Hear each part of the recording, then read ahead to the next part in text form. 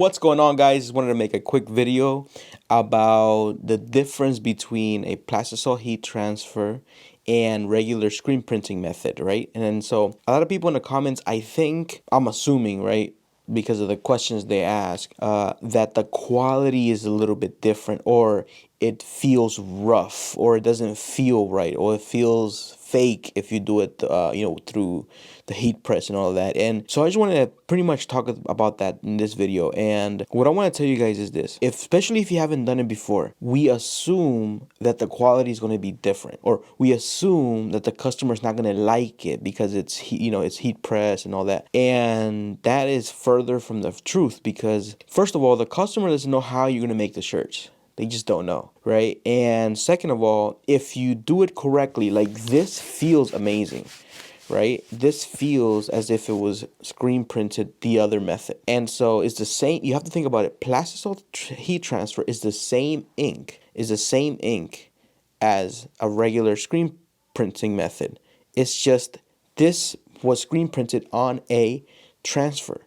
It was shipped to me, and then I just heat pressed it, right? Instead of going directly from the heat press machine to the garment, right? It went to a transfer came to me, transfer was put on the sweater or whatever shirt I'm working on. So the end product should feel exactly the same as the other method.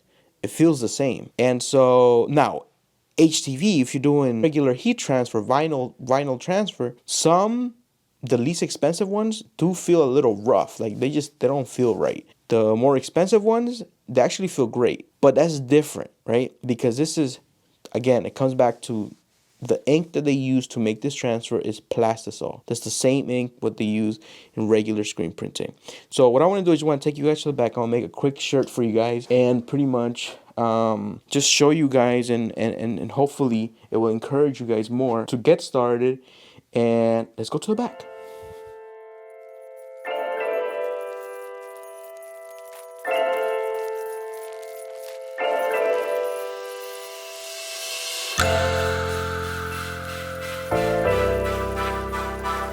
Okay, so I really want to take you guys back here, and I want to make a quick shirt because, again, I think it's just misconception of the quality is worse if it's a transfer. And I think I used to think like that too. Like that used to be my mindset at the beginning, was that, the regular screen printing method is the best way.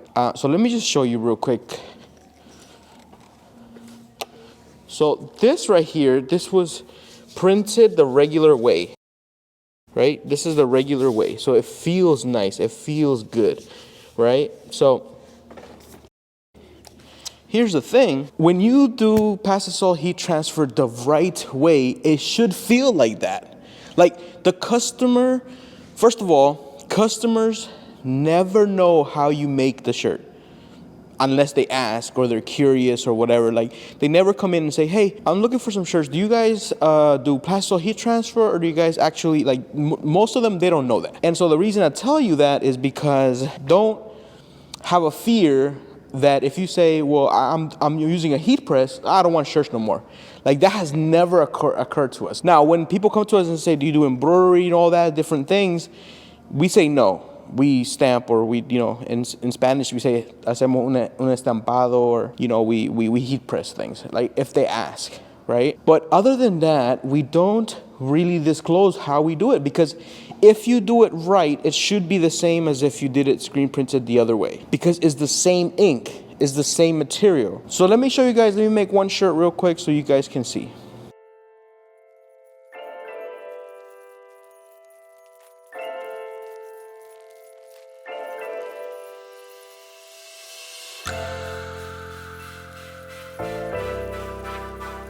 So as you can see, here's the transfer, right? We're gonna preheat the shirt a little bit.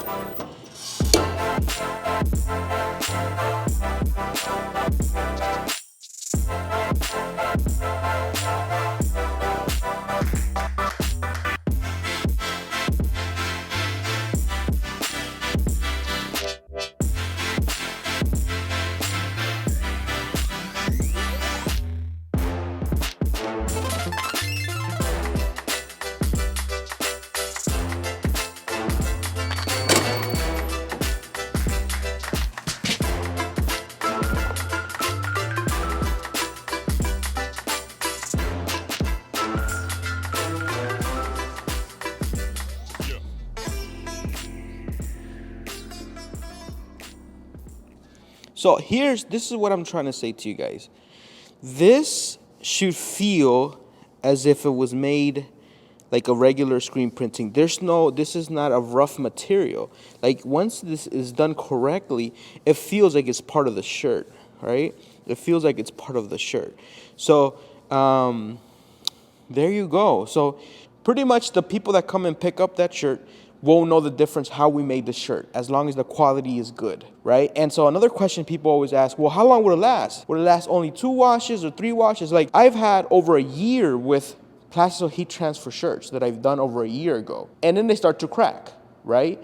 But a regular shirt like that starts to crack after a while as well, okay?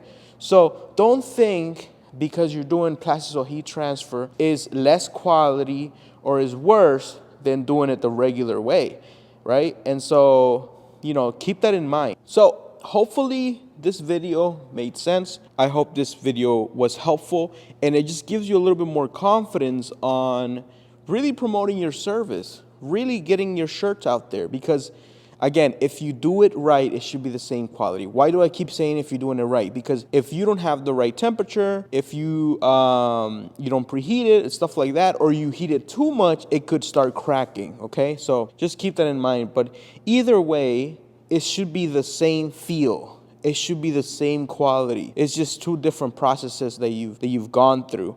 And again, I'm not trying to say the other way is bad or anything like that. If you want to do that, go right ahead. I'm just telling you, if you're starting off, try Plasticel heat transfer, right? Try doing it this way, because you don't have to buy any ink. You don't have to have a wash station. You don't have to buy any mesh. You don't have to buy, emulsion remover, emulsion, squeegees, all these different things that can cost a lot of money, and it's going to take you a while to learn as well. But if that's the path you want to take, go right ahead. But I'm just showing you an easier, better way of doing things. So I hope you guys enjoyed this video. Make sure you like and subscribe, and I'll see you guys next week. Peace out.